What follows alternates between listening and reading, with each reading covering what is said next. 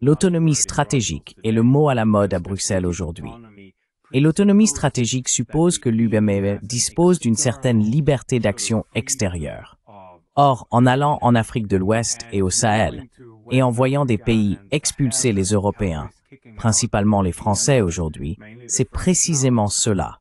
Les Européens ne sont pas assez mûrs pour voir ou reconnaître que la souveraineté puisse être du côté africain. Ils ne peuvent donc pas accepter que quoi que ce soit puisse venir des États africains eux-mêmes, de mouvements internes, etc. Il faut que ce soit quelque chose d'extérieur, tout comme dans les années 1950, lorsque l'on disait que le mouvement de Bandung influençait l'Afrique de la mauvaise manière. Et aujourd'hui, c'est la Russie ou la Chine, etc., car il n'y a rien de vraiment. L'Afrique reste creuse politiquement, encore, dans l'esprit européen.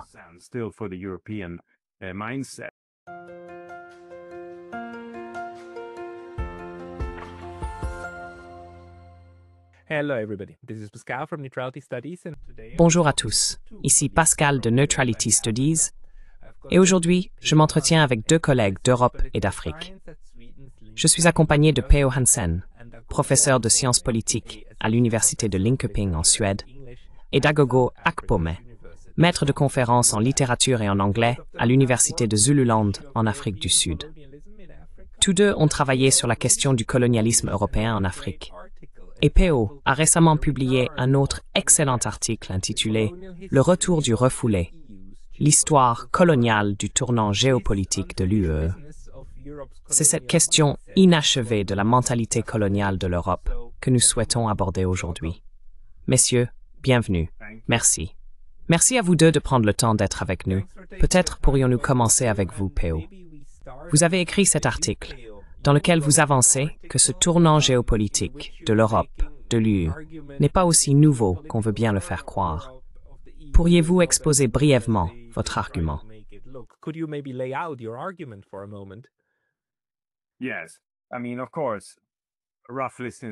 Oui, je veux dire bien sûr depuis environ 2014, avec l'annexion de la Crimée par la Russie, ce sentiment d'un tournant géopolitique au sein de l'Union européenne n'a cessé de croître de façon exponentielle, notamment avec 2022 et la guerre en Ukraine. Cela a pris de nouvelles proportions. Donc c'est clairement nouveau, n'est-ce pas? Mais la question est de savoir comment nous relions cela historiquement, car ce que fait l'UE-Member, c'est dire qu'elle doit changer, qu'elle doit devenir géopolitique. Et puis l'UE-Member, mais aussi de nombreux universitaires, groupes de réflexion, médias, etc., les commentateurs. Il y a ici un consensus selon lequel il s'agit d'une chose totalement nouvelle. L'UNOWER est né dans les années 50 comme un projet de paix, comme une sorte de projet démocratique en faveur de la liberté, et qu'elle n'avait rien à voir avec la géopolitique, si ce n'est la situation propre à l'Europe.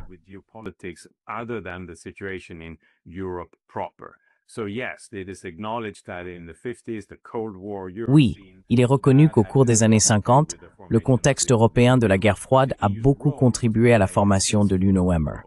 Mais le rôle de l'UE était de jouer un rôle pacifique, voire un rôle anti-géopolitique. Si l'on compare cela aujourd'hui, oui, dans la rhétorique, on peut constater des différences. Mais si l'on regarde historiquement, l'UNOWER a en réalité été fondée comme un projet géopolitique et aussi comme un projet géoéconomique. Et cela avait tout à voir avec la manière dont elle se rapportait à l'Afrique, principalement aux colonies françaises et belges. C'est là que mon travail avec Stephen Johnson sur l'Euro-Afrique entre en jeu.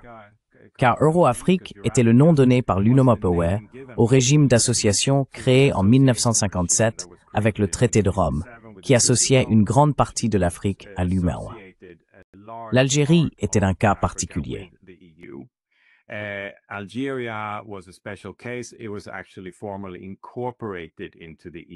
En réalité, cela a été officiellement intégré à l'UE ou à la CEE, comme on l'appelait alors. Donc mon argument consiste simplement à dire, écoutez, ne qualifiez pas cela de nouveau avant d'avoir étudié l'histoire ici. Ce que je soutiens, c'est que le retour du refoulé est en réalité le retour de l'indicible. Parce que l'image que l'UEBE veut véhiculer est bien sûr qu'elle a donné une chance à la paix.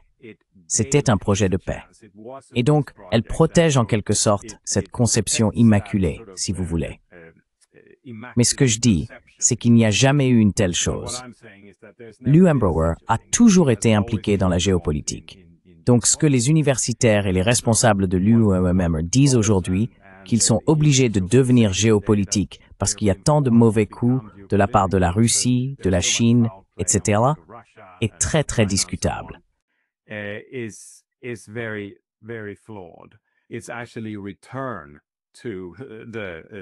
C'est en réalité un retour aux sources du projet européen. J'ajoute aussi qu'en ce moment, l'U se compare beaucoup aux voies d'après la guerre froide, car on donne alors au projet européen le sens que l'UKMM d'après la guerre froide était aussi un projet de paix, mais d'une manière différente. C'était en quelque sorte multilatéral, devenant le modèle pour le monde. De nombreux chercheurs ont travaillé sur ce sujet, affirmant que l'U minerait le XXe siècle grâce à sa position unique, anti-géopolitique, etc. Dans l'article, je reviens aussi sur l'ère post-guerre froide, et je montre que non, ce n'est pas vrai.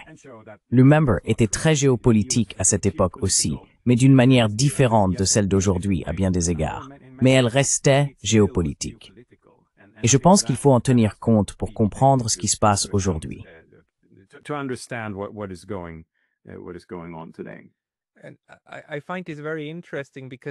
Je trouve ça très intéressant, parce que cette vision des Européens comme un pur projet de paix, qui ne commet jamais aucun acte répressif, c'est quelque chose sur lequel, à Go, tu as aussi travaillé, notamment sur la partie littéraire. Permets-moi de te poser la question. Penses-tu que les Africains de différents pays considèrent l'UMA et l'Europe comme un projet de paix?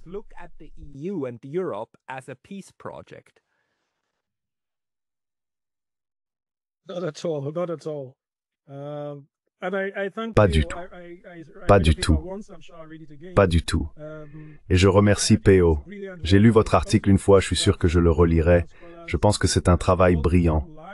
Et c'est aussi le genre de sujet auquel les chercheurs décoloniaux, principalement d'Amérique latine, mais de plus en plus nombreux en Afrique et dans d'autres parties du monde, se sont également intéressés. Et oui, pour répondre encore à ta question, Pascal, non. Dans cette génération, les Africains attentifs n'ont pas considéré l'implication européenne dans les affaires mondiales comme un projet de paix. La paix, oui, pour les Européens. Et si vous grandissez dans le milieu universitaire en Afrique, si vous êtes attentif, vous comprendriez l'importance de la sémiotique du langage.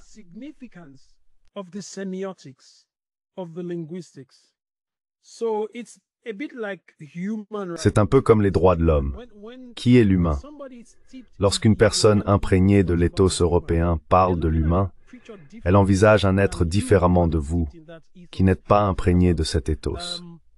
Donc la paix, oui, peut-être pour l'Europe, peut-être entre l'Allemagne et le Royaume-Uni, peut-être entre l'Allemagne et la France, mais la paix, pas pour l'Afrique, pas pour l'Afrique, pas pour les parties du monde qui restent en périphérie. Nous n'y avons donc jamais pensé de cette façon. Et je pense que nous devons vraiment prêter attention à la sémiotique. Je retrouve donc cette tension dans l'article de P.O. Et même lui essaye de montrer les continuités et de dissiper la posture trompeuse des Européens qui prétendent être pour la paix.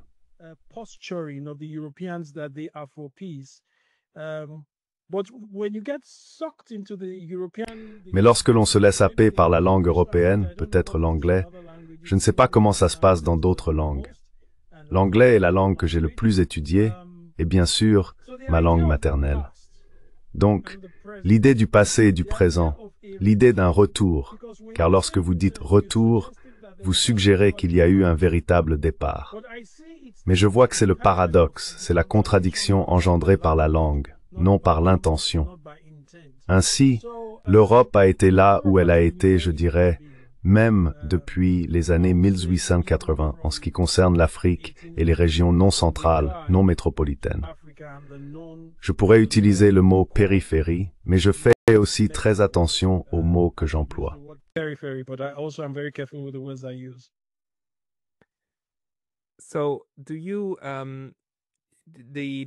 Alors, est-ce que la façon dont l'Europe regarde l'Afrique, je trouve cela assez intéressant.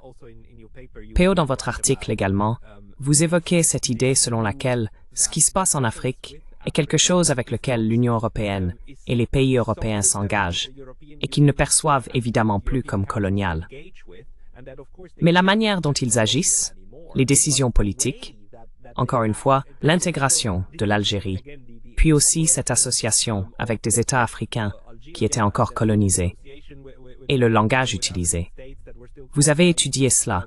Pouvez-vous approfondir un peu ces façons dont les Européens ne se rendent même pas compte qu'ils continuent à s'exprimer en des termes coloniaux?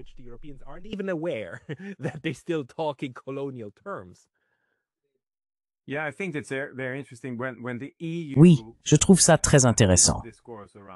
Lorsque l'EU member tient ce discours sur l'Afrique, elle peut se permettre beaucoup de clichés coloniaux. Et elle peut le faire parce qu'elle se présente historiquement comme un projet post-colonial. La France, la Grande-Bretagne et bien d'autres puissances coloniales européennes ne pourraient plus vraiment utiliser cette rhétorique aujourd'hui. Je veux dire, elles le font encore, mais elles se heurtent alors à des protestations, et il y a toujours une tension. Le projet européen, cependant, parle de l'Afrique dans un idiome très colonial. Pourtant, il peut le faire parce qu'il estime qu'il n'y a pas d'histoire ici. L'UK en tant que telle n'a pas d'histoire coloniale. Elle a une histoire post-coloniale.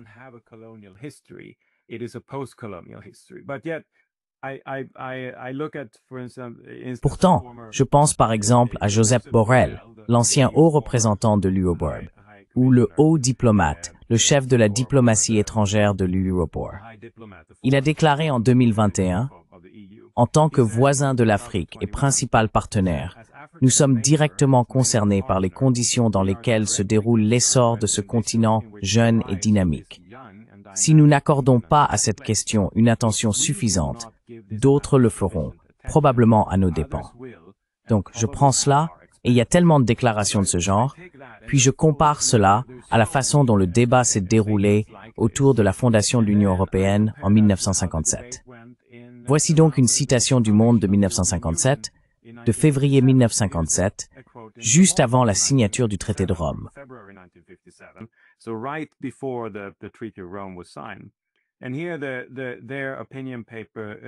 Et ici, leur page d'opinion, la page des tribunes, affirme, je cite, « Les 6, c'est-à-dire les 6 membres fondateurs de l'UE Member, sont également conscients que le destin politique de l'Europe est plus ou moins lié à celui de l'Afrique, et que si d'autres influences venaient à supplanter la nôtre dans ces territoires, de sérieux risques apparaîtraient à l'horizon. » Donc encore une fois, il y a cette compétition pour l'Afrique.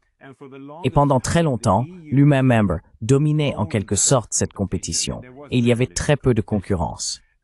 Depuis une vingtaine d'années, la situation a radicalement changé, et l'UE Member n'aime pas cela. Elle n'aime pas avoir de concurrence en Afrique. C'est pourquoi la situation devient de plus en plus tendue.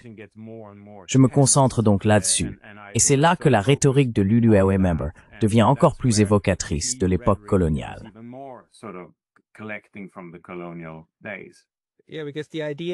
Oui, parce que l'idée, c'est que nous devons être forts en Afrique pour que les autres ne puissent pas y être.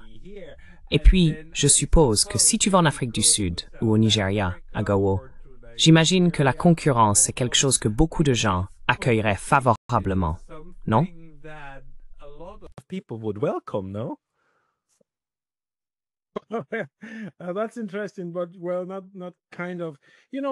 C'est intéressant, mais enfin, pas vraiment. Vous savez, les Africains rejettent l'idée que Peo a exprimée de manière si éloquente, selon laquelle l'Afrique serait un pion, quelque chose à prendre soit par l'Europe, soit par l'Amérique, soit par la Chine, soit par la Russie. C'est un idiome très condescendant, très raciste. Et ce sont les mots de Peo. J'aimerais revenir à Peo, et je pense que c'est un commentaire brillant qu'il a fait lorsqu'il parle de l'Europe qui se présente elle-même comme post-coloniale.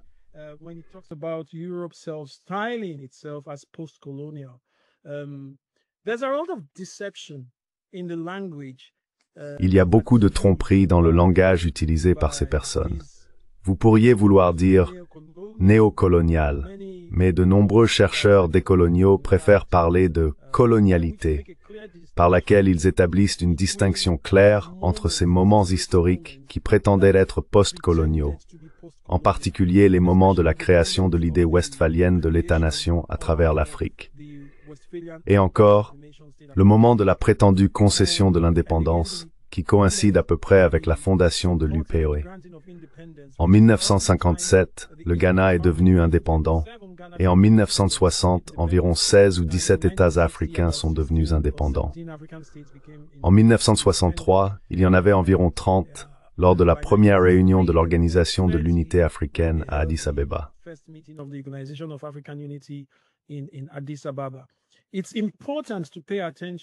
Il est important de prêter attention aux façons dont il s'agit de mise en scène du changement qui ne contiennent en réalité aucun véritable changement. Il existe des mises en scène du changement qui sont réalisées dans le but de préserver le projet colonial. Et qu'est-ce que le projet colonial? C'est la dépendance, c'est l'extraction, c'est l'extractivisme, c'est le racisme, c'est l'altérisation.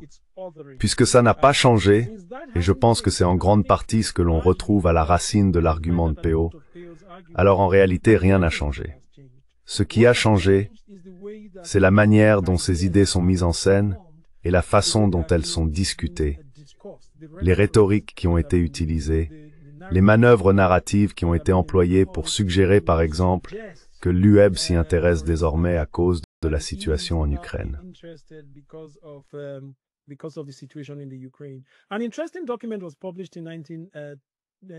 Un document intéressant a été publié en 2011, intitulé « Une nouvelle géographie du pouvoir européen ».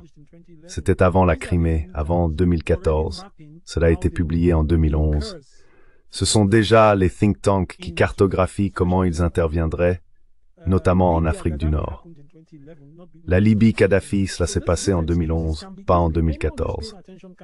Donc, ces excuses peuvent facilement, toute personne attentive peut facilement les écarter pour comprendre ce qui est réellement au cœur du projet européen et la finalité de lui-même, qui n'est clairement pas de projeter une quelconque paix, mais de poursuivre sa voie de puissance dure. Péo utilise aussi ce terme dans ses projets géopolitiques, agressifs, militaristes, sous couvert de paix. Et je pense que c'est évident dès qu'on y prête vraiment attention. Sauf que, malheureusement, tout le monde n'y prête pas attention. Et je terminerai par ceci. Jan Oberg, que Péo connaît peut-être, tu sais ce qu'il dit, Pascal? Je suis sûr que tu as souvent été en contact avec lui. Tu sais ce qu'il dit?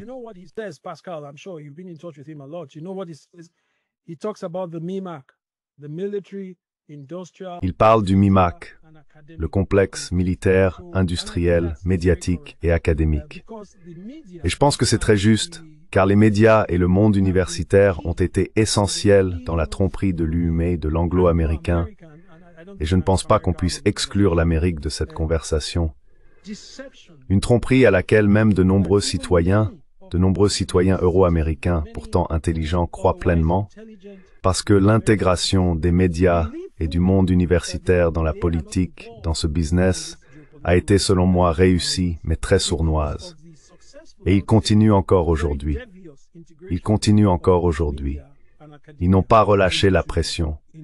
Si vous regardez les descriptions qu'ils donnent de l'Afrique, les descriptions qu'ils donnent de la Chine et de la Russie, c'est toujours que ces gens essayent d'empiéter sur notre territoire. Nous devons les tenir à l'écart. C'est toujours extrêmement raciste, extrêmement colonial et extrêmement répugnant.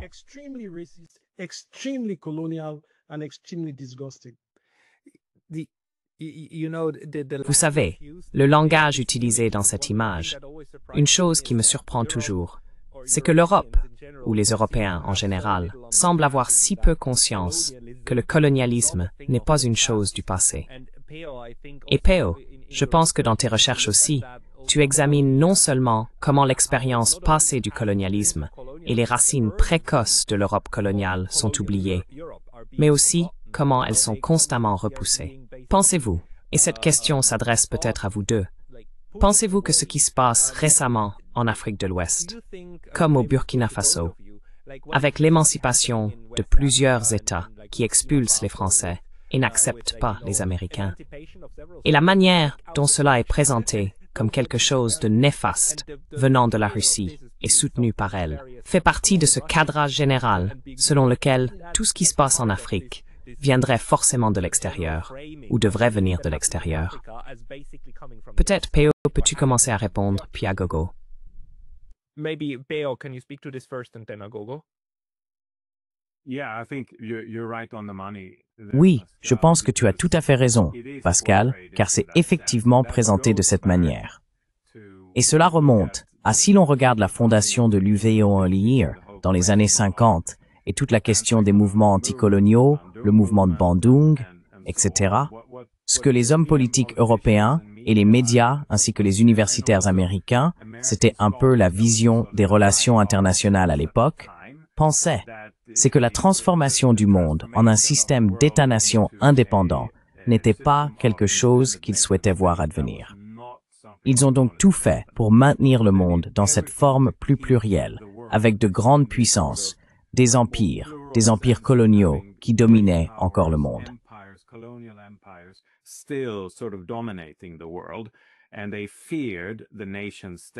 Et ils craignaient l'État-nation comme un élément perturbateur de ce système.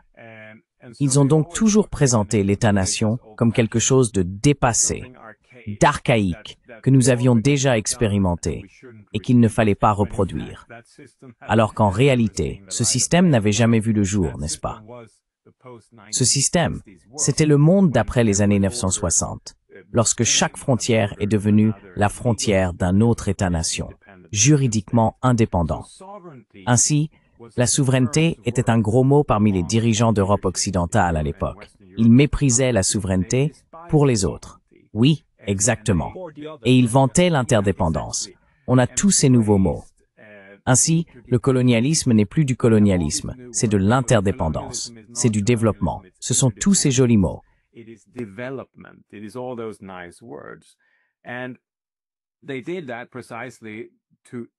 ils ont fait cela précisément pour protéger leur propre indépendance et leur propre souveraineté. Le politologue français Raymond Aron en a beaucoup parlé, tout comme Stanley Hoffmann et d'autres. Il disait constamment que l'Europe occidentale ne pouvait conserver son autonomie qu'en gardant ses colonies. Et cela continue aujourd'hui, n'est-ce pas? L'autonomie stratégique est le mot à la mode à Bruxelles aujourd'hui. Et l'autonomie stratégique suppose que l'Union-Stepper dispose d'une certaine liberté d'action extérieure. Et quand on regarde l'Afrique de l'Ouest et le Sahel, et que des pays expulsent les Européens, principalement les Français aujourd'hui, c'est précisément cela. Les Européens ne sont pas assez mûrs pour voir ou reconnaître que la souveraineté pourrait se trouver du côté africain.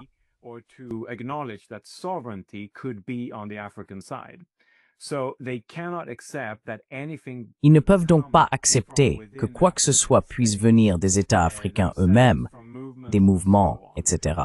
Il faut que ce soit quelque chose d'extérieur. Comme dans les années 1950, où le mouvement de Bandung aurait influencé l'Afrique de la mauvaise manière, et aujourd'hui c'est la Russie ou la Chine, etc. Parce qu'il n'y a vraiment rien. L'Afrique est un vide, au sens politique, encore aujourd'hui, pour l'esprit européen. Je pense donc que c'est très important d'avoir ce type de connexion historique, de la maintenir vivante. Agogo, veux-tu réagir à cela? Agogo, do you want to speak to that?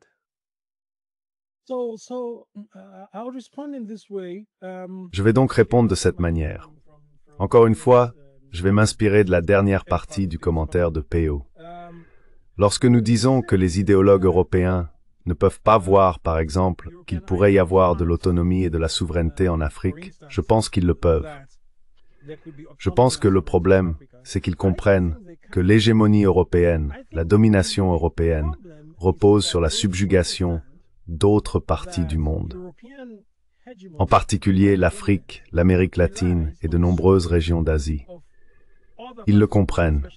Ils comprennent que la prospérité de l'industrie du chocolat en Belgique et en Suisse, la condition de possibilité fondamentale pour cela, c'est l'extractivisme qui a lieu en Afrique de l'Ouest, car tout ce cacao, ou la grande majorité de ce cacao, provient de la Côte d'Ivoire, du Ghana et du Nigeria.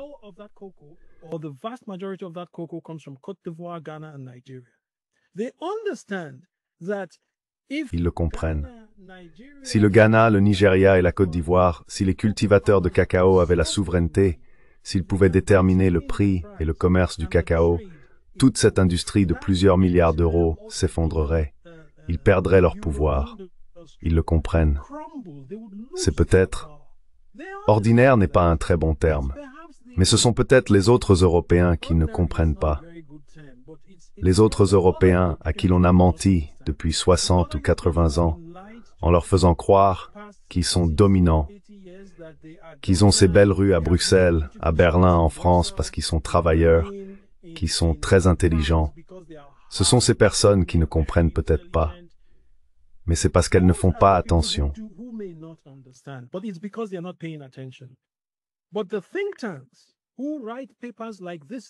Mais les think tanks qui rédigent des rapports comme celui-ci, comme la nouvelle géographie du pouvoir européen, savent très bien ce qu'ils font.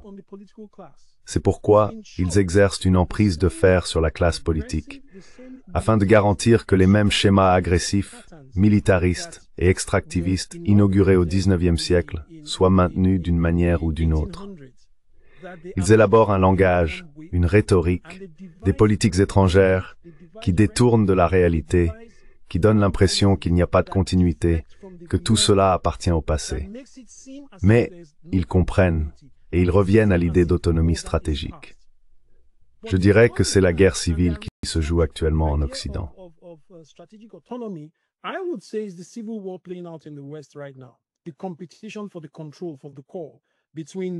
La compétition pour le contrôle, pour l'appel entre les néoconservateurs et les néolibéraux, et des personnes comme Donald Trump et Macron, qui cherchent à se réaffirmer comme étant aux commandes du calcul géopolitique mondial. Mais ceux qui font cela comprennent très bien que pour continuer à vivre en tant qu'hégémons, ils doivent refuser l'autonomie et la souveraineté au peuple d'Afrique en général.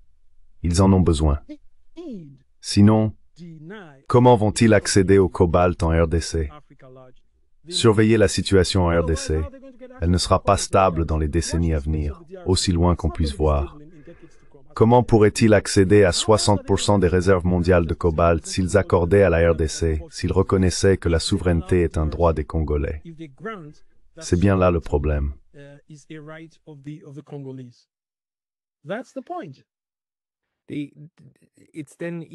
C'est alors que, vous savez, cela devient encore plus difficile pour moi de regarder cela, surtout quand j'entends ensuite parler, et peut-être, Péo, tu pourras en parler, de stabilité, de construction de la stabilité, alors qu'en réalité, nous comprenons que beaucoup des mécanismes d'exploitation du continent africain sont construits autour de l'instabilité et de l'entretien de l'instabilité au sein des pays. Je veux dire, le fait qu'il y ait encore... Combien d'États utilisent encore le franc CFA? C'est toujours plus de 10, non? Je pense que c'est même plus 14 ou 18 ou quelque chose comme ça. De 14 à 18 ans. Et beaucoup de cela est lié à la concurrence interne, qui peut ensuite être encouragée d'un côté ou de l'autre. L'un des régimes a l'idée de se débarrasser de ce franc. Péo, pouvez-vous en dire un peu plus sur les mécanismes actuellement en place et qui sont liés à l'Europe pour maintenir la relation spéciale entre l'UABOEME et les pays africains?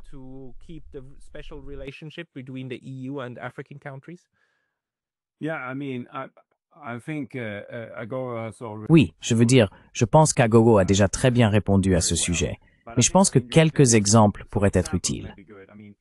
Avant la guerre en Ukraine en 2022, l'UGWEMBER faisait pression sur les pays africains pour qu'ils décarbonent, qu'ils extraient moins de pétrole et de gaz et réduisent leur production.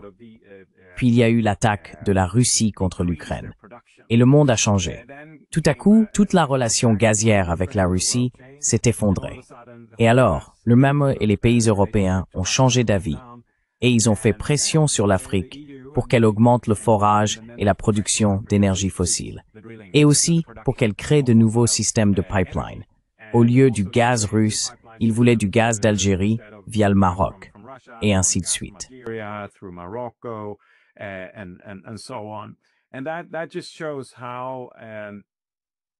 Et cela montre bien comment les Européens essayent d'imposer le développement industriel et de grands changements structurels dans les pays africains. Et ils présentent cela comme, vous savez, oh, c'est vert, c'est progressiste, l'UMR est formidable. Puis ils se retournent, et c'est à nouveau tout pour les énergies fossiles de l'UMR. Et encore une fois, il s'agit des intérêts. Il faut regarder les intérêts sous-jacents ici. Parfois, ils peuvent être difficiles à percevoir immédiatement, et parfois, ils sont très très transparents, comme dans ce cas. Mais c'est intéressant. Cela continue ainsi, mais il y a aujourd'hui beaucoup plus de marge de manœuvre pour de nombreux pays africains face à l'URR. Et je pense que c'est là la grande source d'irritation et de danger pour les Européens. Ils constatent que bien souvent, ils ne sont pas le premier choix des pays africains.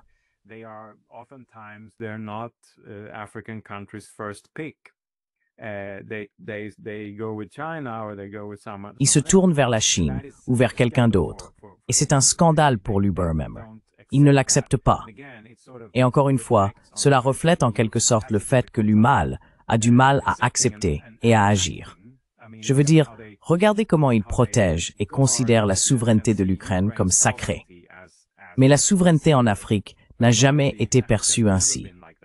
Et cela continue d'être quelque chose de très relatif. Et cela montre, encore une fois, que l'autonomie stratégique de l'UMR dépend d'une atteinte à la souveraineté des autres, par exemple en Afrique. C'est ainsi que fonctionne l'autonomie stratégique, parce qu'il s'agit de géopolitique, de cette souveraineté dure, qui doit toujours disposer de cette marge de manœuvre et de cette autonomie extérieure.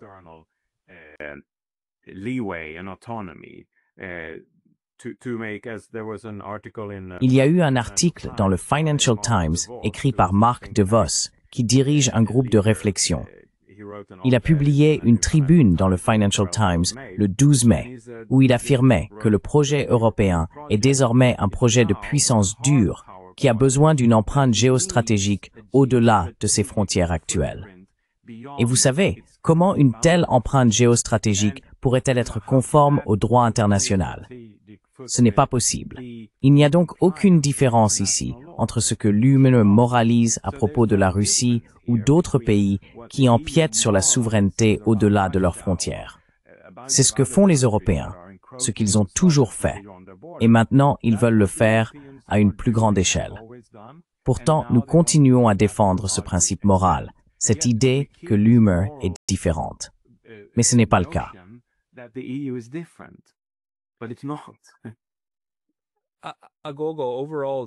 Agogo, dans l'ensemble, est-ce que cela t'inquiète? Ou connais-tu des collègues africains qui sont préoccupés par ces discours venant d'Europe? Ou bien est-ce plutôt quelque chose que tu observes en te disant « Oui, ça a toujours été comme ça, donc nous savons comment gérer cela ».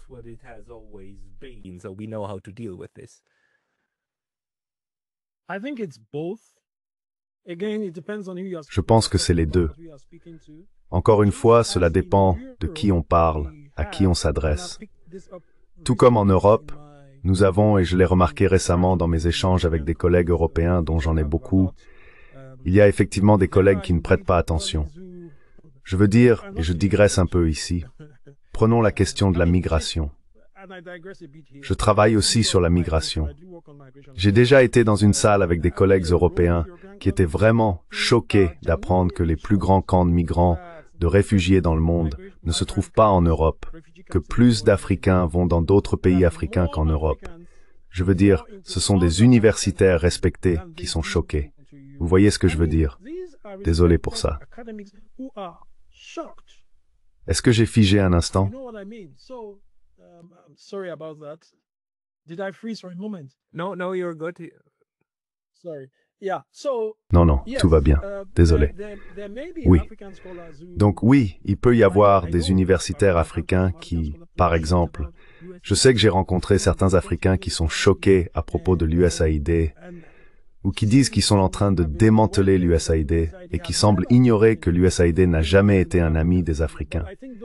Mais je pense que ceux qui font attention savent que cela a toujours été le cas.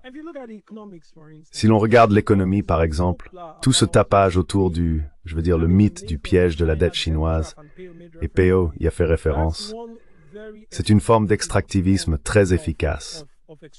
Et regardez quand les institutions de Bretton Woods ont été créées, 44-45, juste au moment où nous sortions de l'ancien système et que les États-Unis commençaient à prendre le dessus, et il était très clair que l'Empire britannique, par exemple, était à l'agonie.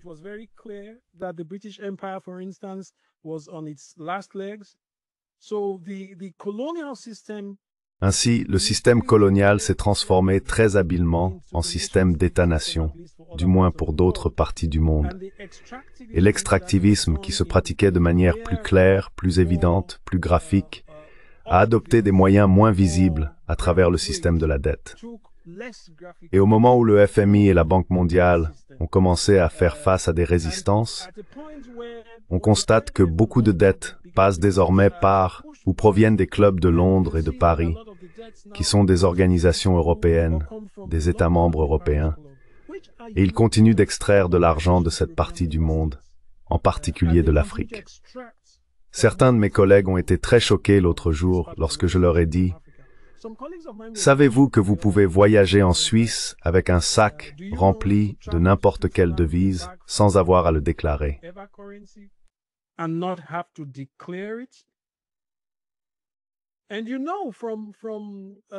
Et vous savez, à partir de Mobutu Sese Seko, qui était un cas très important, et peut-être Abacha du Nigeria, que la grande majorité des fonds blanchis provenant d'Afrique, les fonds blanchis traçables, où sont-ils? Ils sont en Suisse, ils sont dans des villas à Paris, ils sont à Londres. Donc cet extractivisme ne s'est jamais vraiment arrêté.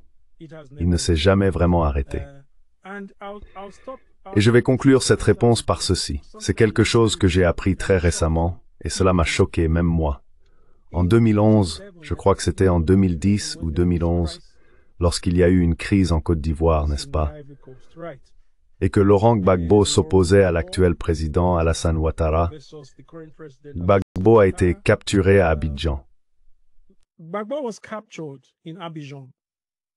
And the Times of London reports that a major... Et le Times de Londres rapporte qu'un facteur majeur ayant conduit à sa capture finale fut une activité dans un tunnel, un véritable tunnel physique, qui relie le palais présidentiel à, devinez quoi, l'ambassade de France. Gbagbo avait érigé un mur dans ce tunnel et il a été détruit par les forces de l'ONU ou d'autres, ce qui a facilité les choses. L'idée qu'en 2011, et je pense que ce tunnel existe encore aujourd'hui, il existe un tunnel physique reliant le palais présidentiel d'un chef d'État à l'ambassade d'un pays européen. En 2011, même moi j'ai été choqué, mais cela montre comment cela s'est produit et comment ça continue de se produire.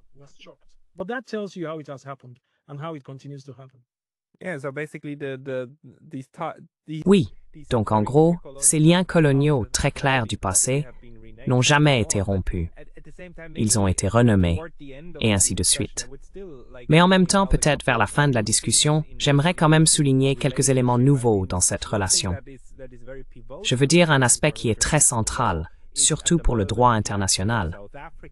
C'est en ce moment les actions de l'Afrique du Sud à l'égard de l'autre projet colonial, le projet colonial extrêmement violent et génocidaire au Moyen-Orient, le génocide à Gaza. Et la façon dont l'Afrique du Sud et de nombreux États africains se sont joints à cette plainte devant la CIJ, qui est en fait unanimement rejetée par presque tous les États européens et l'Amérique du Nord. Assistons-nous toujours à un changement dans l'ensemble, ou disons dans l'équilibre traditionnel des pouvoirs entre les deux continents? Peut-être que nous pouvons commencer avec Agogo, puis passer à Peo. Maybe we start with Agogo and then go to Peo.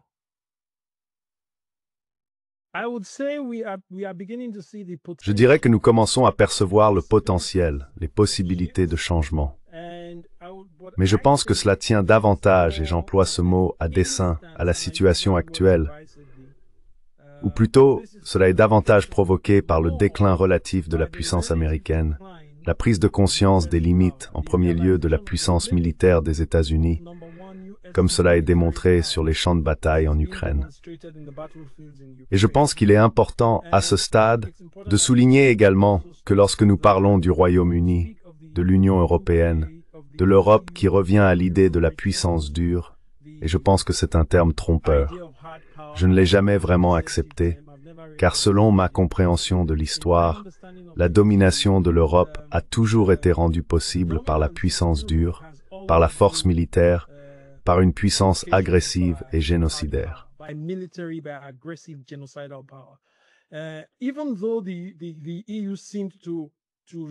Même si l'UBLF a semblé se retirer de cette position, de cette posture, ce n'était pas par choix. C'était en 1945. Et ce n'était pas une fin, c'était un transfert vers les États-Unis. Et l'Europe a toujours été un partenaire clé dans l'agression étrangère des États-Unis. Toujours. Et je pense que ce qu'ils font maintenant, l'idée d'autonomie stratégique, est une prise de conscience provoquée par l'apparente remise en cause de Trump de cette entente, selon laquelle vous ne recevrez peut-être plus une coopération inconditionnelle dans les guerres que vous choisissez de mener. Donc ce n'est pas vraiment un changement de cœur, c'est un changement de tactique. Les idées restent les mêmes. Ils ont suivi cette trajectoire parallèle. Et prenez le bombardement de la Libye par l'OTAN, ils y ont participé.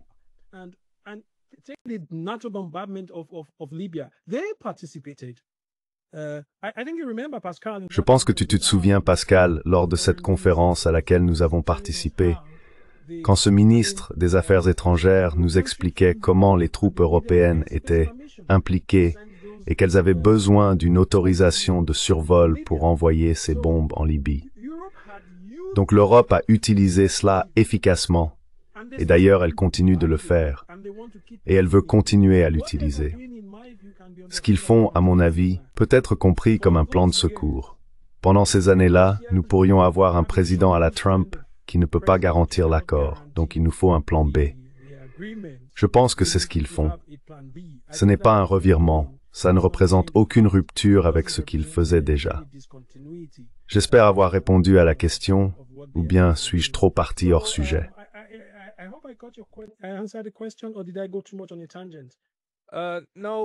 Non, je veux dire. Donc il y a un changement global. D'accord, tu parles d'urgence. Oui. Oui. Oui. Donc je pense qu'il y a une possibilité.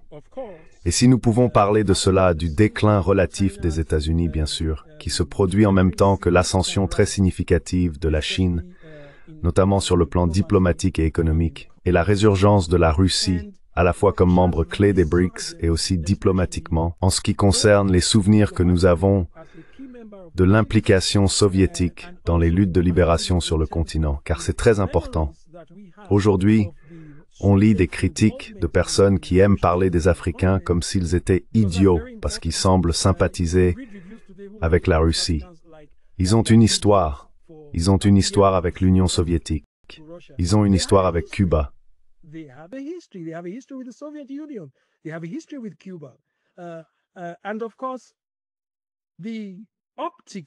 Et bien sûr, les images que nous recevons d'Ukraine montrent que les États-Unis et la confrontation anglo-américaine avec un véritable rival militaire de même niveau révèlent qu'ils ne sont pas aussi invincibles qu'on nous l'a fait croire pendant toutes ces décennies.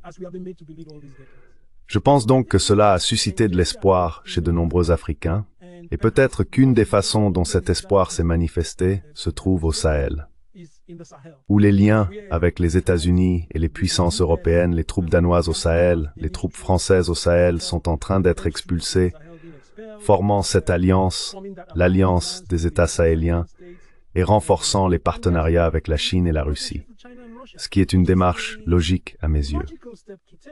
Si vous vous trouvez dans un espace géopolitique très militarisé, très militariste, vous avez besoin de partenaires. Et l'histoire montre que l'Europe n'a jamais été un partenaire de l'Afrique.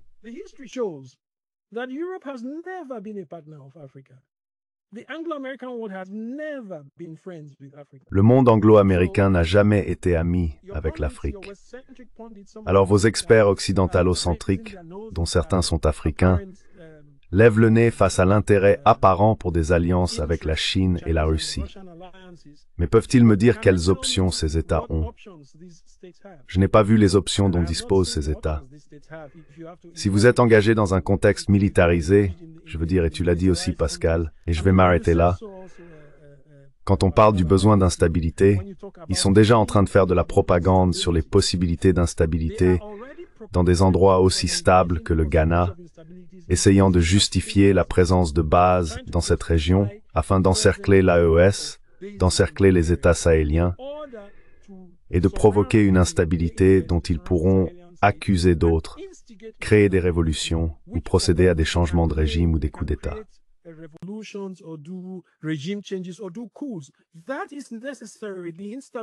C'est nécessaire. L'instabilité est une condition préalable indispensable au coup d'État et au changement de régime, et c'est ce qu'ils cherchent à provoquer. Et nous prions pour que cela n'arrive pas comme cela s'est produit en Libye. Ils ont essayé de faire cela en Libye, et lorsque le peuple lui-même n'a pas réagi contre Kadhafi, ils ont dû intervenir et renverser Kadhafi eux-mêmes. Donc cette instabilité est cruciale. Mais cela, pour moi, indique la possibilité qu'il puisse y avoir un changement. Et je pense que ce que les États-Unis font à eux-mêmes, en particulier avec ces guerres économiques et commerciales, augmente la possibilité d'un passage vers la multipolarité, dans lequel les États africains auront plus de poids et d'autonomie. Théo, veux-tu intervenir à ce sujet?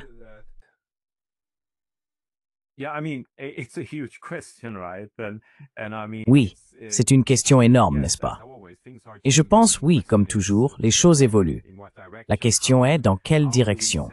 Comment percevoir l'accumulation ou la diminution du pouvoir dans différents centres, et ainsi de suite.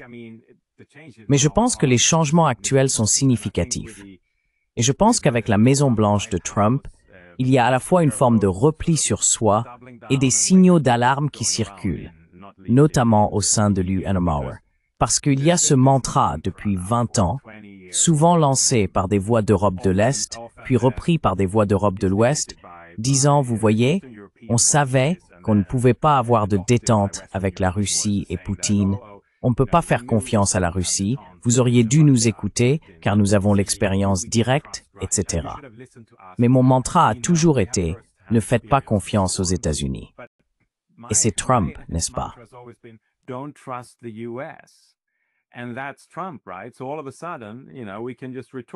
Alors tout à coup, vous savez, on peut simplement rétorquer. Vous voyez, on vous l'avait bien dit. On ne peut pas faire confiance aux Américains. Maintenant, ils vous tournent le dos. Ils décident simplement de changer et de vous abandonner. Mais historiquement, cela a aussi un précédent, n'est-ce pas? Il faut donc se rappeler que oui, les États-Unis ont joué un rôle très influent dans la création de l'Union européenne dans les années 1950. Mais pour l'Allemagne de l'Ouest et la France, le projet européen était aussi anti-américain. Et l'Eurafrique représentait le rêve d'une troisième voie ou d'une troisième force dans la politique mondiale. Parce que des personnes comme Konrad Adenauer et de nombreux dirigeants français, nous le savons, étaient très sceptiques. Ils n'acceptaient pas la logique de la guerre froide. Ils n'acceptaient pas l'ordre mondial bipolaire. Ils voulaient moins être tripolaire, avec leur Afrique au centre. Et c'était bien sûr l'espoir.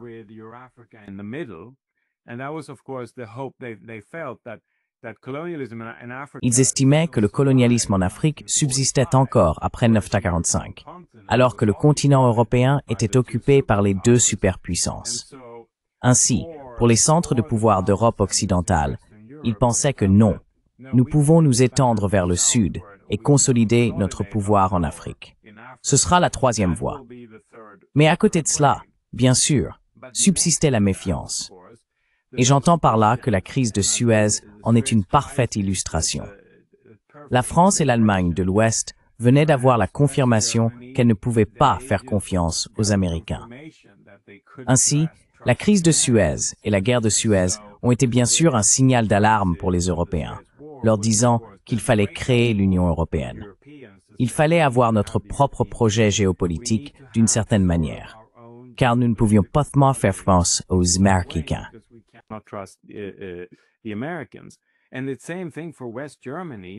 Et c'était la même chose pour l'Allemagne de l'Ouest, la question de la défense. Lorsqu'ils ont appris que les États-Unis n'étaient peut-être pas intéressés à défendre l'ensemble de l'Allemagne contre une attaque soviétique, ils ont réclamé des armes nucléaires. Il existe donc toutes sortes de parallèles historiques auxquels on peut se référer. Et je pense que ce que je ne mentionne pas dans l'article, et dont nous n'avons pas parlé ici, c'est bien sûr que nous avons ces périodes dans l'histoire. Mais une période très intéressante, à mon avis, ce sont les années 70 et 80. Car il y avait alors de graves conflits entre l'Europe de l'Ouest et les États-Unis.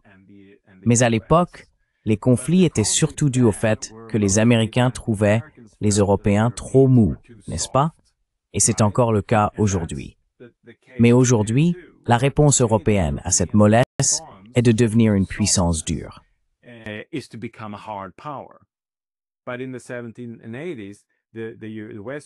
Mais dans les années 1970, la réponse des Européens de l'Ouest à l'accusation américaine selon laquelle les Européens étaient mous, surtout envers l'Union soviétique, était de dire « Non, nous allons continuer à être mous parce que la détente est la seule voie possible. » La désescalade, le désarmement et toutes ces choses, il y a eu en fait beaucoup de progrès à cette époque, dans ce sens.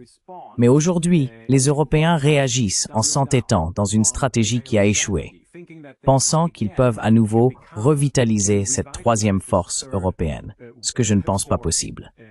Et je pense que l'Union européenne est bien trop, il y a trop de divisions, trop de frictions au sein de l'UEOM pour créer cela. Et je pense aussi qu'il est important de noter que, lorsque l'on interroge les Européens, ils ne semblent pas particulièrement intéressés à faire la guerre quand on leur parle. Et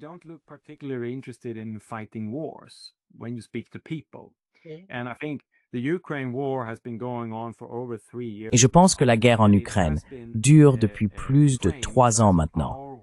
Et elle a été présentée comme notre guerre, comme une guerre européenne. Pourtant, très peu d'Européens ont chaussé leurs bottes et sont partis en Ukraine mourir dans les tranchées. Et je pense que c'est ce genre de sous-entendu qui devrait être mis en lumière.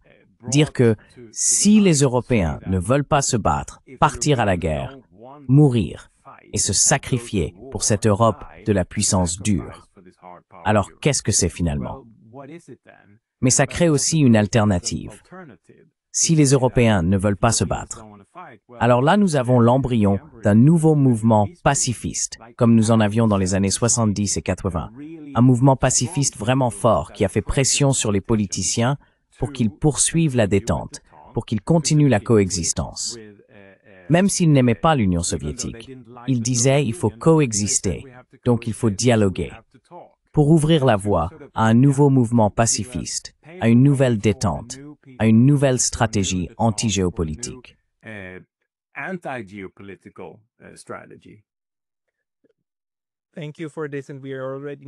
Merci pour cela, et nous approchons déjà de la fin. Mais j'aimerais tout de même vous demander, Agoo, en regardant cela depuis l'Afrique du Sud, le combat de l'Europe contre la Russie a-t-il un sens? Ou quelle est l'interprétation de ce qui arrive aux Européens, vu depuis l'Afrique du Sud?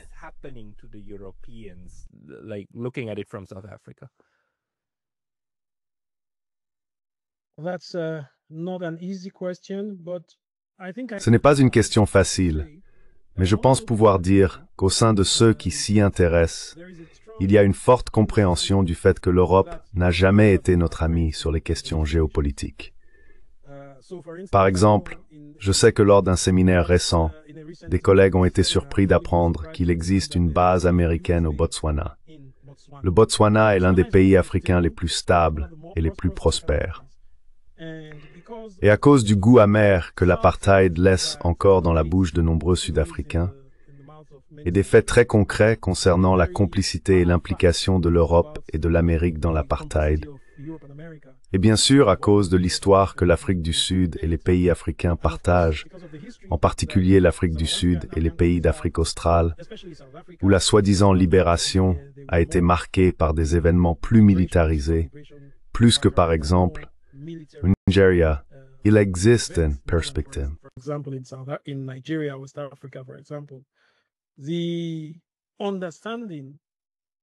La compréhension de cette histoire existe parmi ceux qui y prêtent attention. Et la compréhension est que, quel que soit l'intérêt que l'Europe manifeste pour l'Afrique en ce moment, il s'agit d'un intérêt égoïste. C'est une continuation de ce que j'appelle la colonisation historique. J'essaie de les diviser en colonisation historique et colonisation contemporaine. De nombreux chercheurs décoloniaux parlent de colonialité. Et comme vous le savez, du moins dans les cercles académiques, cette discussion a pris une importance considérable au cours des 10 dernières années. Il n'y a donc pas de véritable appétit. Certains commentateurs vont même jusqu'à dire « Dieu merci, les États-Unis retirent leur soutien ». Voici une occasion pour nous d'être ce que nous devrions être et de nous débarrasser des chaînes, des chevaux de Troie qui nous ont été donnés au nom de la foi.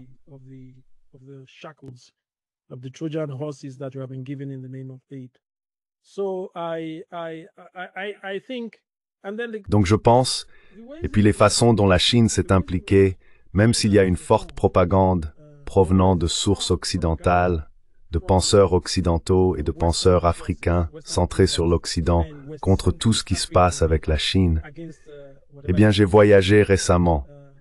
J'ai voyagé récemment dans 3 pays avec une équipe de collègues. Nous sommes allés au Kenya, c'était mon premier voyage au Kenya.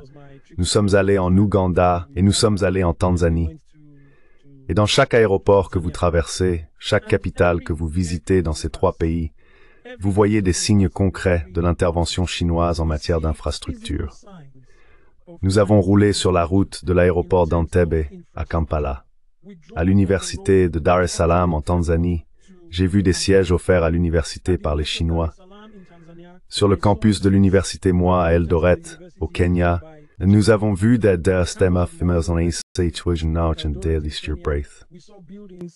donated in the 90s already by the Chinese.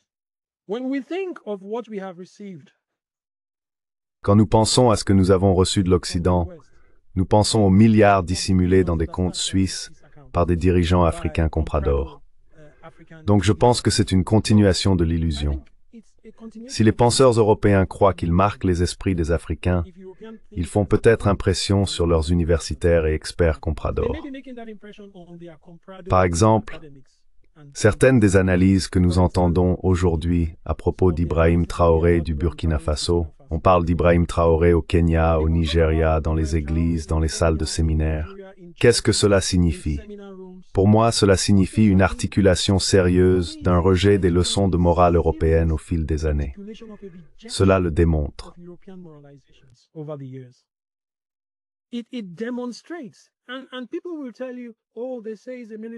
Et les gens vous diront, « Oh, ils disent que c'est un militaire. » D'accord. Mais qu'ont fait les autres, ceux qui se disaient politiciens pour leur pays? Donc si, et laissez-moi juste dire ceci avant que vous ne terminiez, et pardonnez-moi, je ne prétends pas être un expert de l'Europe, mais si vous étudiez le colonialisme, alors vous étudiez l'Europe et vous étudiez l'Amérique. Et cela fait partie de ce que nous faisons. Le complexe médiatique et universitaire européen a, à mon avis, trompé les Européens pendant des décennies avec cette fausse idée selon laquelle ils seraient réellement supérieurs, moralement, sur le plan civilisationnel, en termes d'intelligence humaine de base, et que tout ce qu'ils possèdent serait le résultat de cette supériorité ou de leur dur labeur. Cela est en train de se défaire.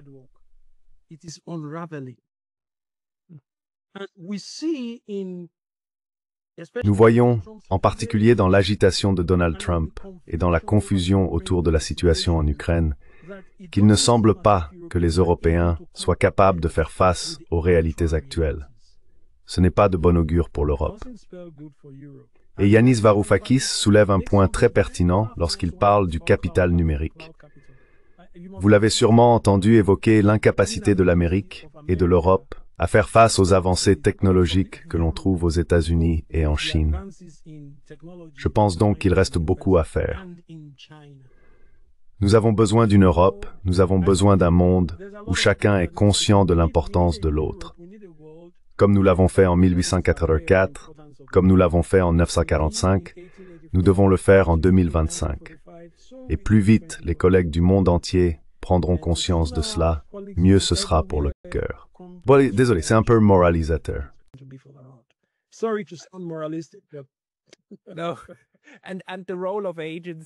Et le rôle de l'agence, qu'il y a une capacité d'agir. Je pense que l'Europe a du mal à conceptualiser l'agence des autres. Mes amis, nous avons atteint l'heure. P.O., es-tu d'accord pour que nous concluions ici? Close it at this point? Oui, c'est bon. Then P.O. Hansen and Alors, P.O. Hansen et Agago Akpom, je mettrai des liens vers vos travaux dans la description ci-dessous et je vous remercie tous les deux pour votre temps aujourd'hui. thank you both for your time today. Merci beaucoup. Merci beaucoup Pascal, merci. C'est super. Merci PO. Thanks, Bill. Merci.